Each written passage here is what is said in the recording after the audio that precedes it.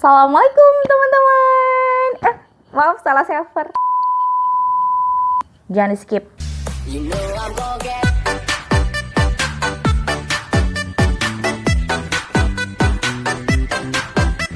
Assalamualaikum warahmatullahi wabarakatuh. Selamat pagi. Kali ini kita akan belajar bahasa Indonesia tentang biografi. Ada yang sudah pernah belajar biografi? Apa itu biografi? Biografi adalah teks yang ditulis tentang riwayat hidup seseorang yang memiliki nilai atau makna sehingga menjadi sebuah motivasi. Nah, kalau di dalam bahasa Yunani, biografi itu memiliki dua suku kata. Yang pertama bios dan grapien. Bios adalah hidup dan grapien adalah makna atau arti yang ditulis. Biografi ini biasanya ditulis tentang tokoh-tokoh penting atau tokoh sejarah seperti I.R. Soekarno, Budi Utomo, Ki Hajar Dewantoro, dan lain sebagainya. Kenapa sih biografi itu ditulis hanya tentang tokoh-tokoh penting atau tokoh-tokoh sejarah? Karena perjalanan hidupnya dan motivasi hidupnya bisa menjadi sebuah motivasi bagi si pembacanya. Sehingga ketika ditulis, semua peristiwa yang dialami oleh tokoh tersebut menjadi pembelajaran bagi kita seperti motivasi, seperti pendidikannya, perjuangannya. Selalu ada nilai yang akan kita ambil dari teks biografi. Sudah ada yang pernah membaca buku tentang biografi, maksudnya berjenis biografi ya. Jadi yang biografi itu yang seperti apa sih? Nah, kalau di dalam buku itu ada beberapa teks tentang biografi atau buku memang khusus biografi di mana di dalamnya menceritakan tentang tokoh-tokoh penting, tokoh-tokoh sejarah yang masih hidup maupun yang sudah tidak ada. Nah, seperti halnya di buku pelajaran bahasa Indonesia yang kita pelajari setiap pembelajaran itu ada tentang B.J. Habibie, ada tentang I.R. Soekarno. Nah, ketika teks-teks itu menceritakan tentang I.R. Soekarno lahirnya di mana, sekolahnya di mana, sampai beliau menjadi presiden, bahkan sampai beliau meninggal, itu bisa dikatakan sebagai teks biografi. Seperti halnya dengan teks-teks yang lain, teks biografi juga memiliki apa? Memiliki struktur. Nah, apa aja sih strukturnya teks biografi? Yaitu ada orientasi, peristiwa, masalah, dan reorientasi. Nah, kalau orientasi berarti perkenalan dulu. Di mana siapa nama tokoh yang akan kita tulis, di mana lahirnya, di mana sekolahnya mungkin. Nah, kalau sudah baru mulai dirangkai peristiwa atau kejadian-kejadian yang ada di hidupnya. Boleh misalnya langsung dia ketika sudah mengalami perjuangan atau menjalani perjuangan, kemudian ada masalah apa di dalamnya. Ya, apapun yang ia temui dalam kehidupannya untuk mendapatkan apa yang ia inginkan, terlebih dari masalah hidup, masalah ekonomi, masalah perjuangan, cara ia menghadapi permasalahan hidupnya, maka boleh ditulis di dalamnya, ada di dalam struktur tersebut. Orientasi ini adalah peninjauan kembali untuk pengambilan sikap, yaitu di mana sebelum penutupan dalam teks biografi ada simpulan-simpulan atau inti-inti dari tulisan biografi tersebut.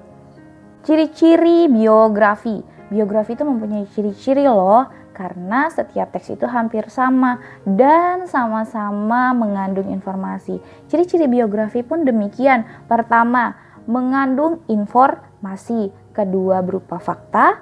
Ketiga, menarik. Keempat, kagum. Dan kelima, sebagai motivasi. Jadi tidak hanya memberikan informasi saja.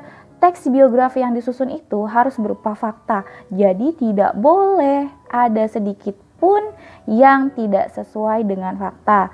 Kita sudah bahas tentang pengertian biografi. Kita sudah bahas tentang struktur teks biografi. Kita pun sudah membahas tentang ciri-ciri biografi.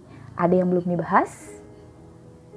Nah, yang belum dibahas adalah jenis-jenis biografi. Karena biografi itu banyak jenisnya, tapi sama-sama tentang riwayat hidup seseorang. Maka berikut Ibu akan jelaskan tentang jenis-jenis biografi. Jenis biografi dilihat dari segi penulisnya, yaitu dibagi menjadi dua.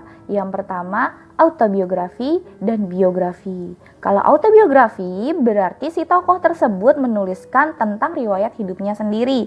Kalau biografi dituliskan oleh orang lain. Jenis biografi ditinjau dari segi isinya, yaitu isi perjalanan hidup dan isi perjalanan karir. Jenis biografi ditinjau dari segi persoalan. Ada persoalan politik, ada persoalan sastra, ada juga persoalan intelektual. Ada juga persoalan intelektual. Nah, kalau misalnya ditinjau dari segi politik ini, tokoh siapa yang paling tepat kita masukkan menjadi sebuah teks biografi? Siapa?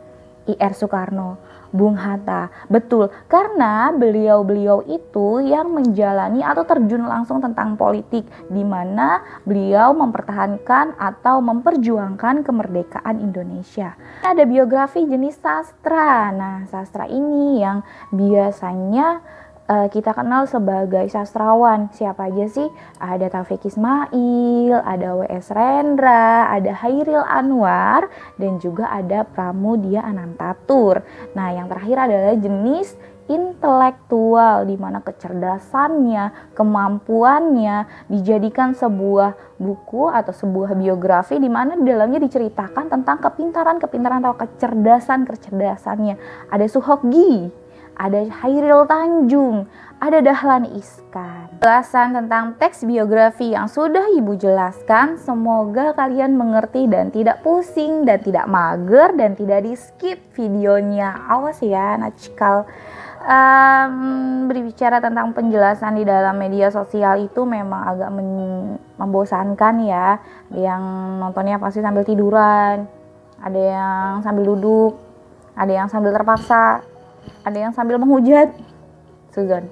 Nah, kalau misalnya di kelas kan enak ya, kita bisa sambil improvisasi, sambil ngecengin yang duduk di belakang sana, sambil ngecengin yang lagi ngantuk gitu ya. Apa banget.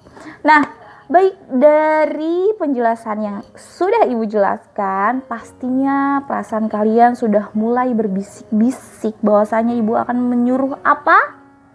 Bagus, membuat teks biografi, satu buah teks biografi tentang tokoh.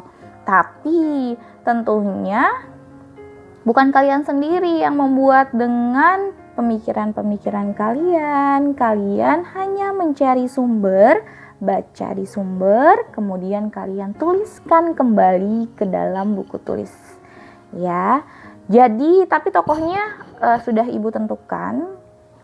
Supaya wawasan kalian lebih jauh tentang para tokoh yang pernah berjuang di dalam Indonesia ini tentang berbagai bidang, maka yang harus kalian tulis teks biografinya adalah pilih salah satu saja. Ingat, pilih salah satu, bukan semuanya ya. Yang pertama ada W.S. Rendra, yang kedua ada Suhoki, yang ketiga ada Hairil Tanjung, yang keempat ada Pramudia Anantatur, yang kelima ada Taufik Ismail. Pilih salah satu, kemudian kalian cari sumbernya, boleh dari internet, boleh dari buku.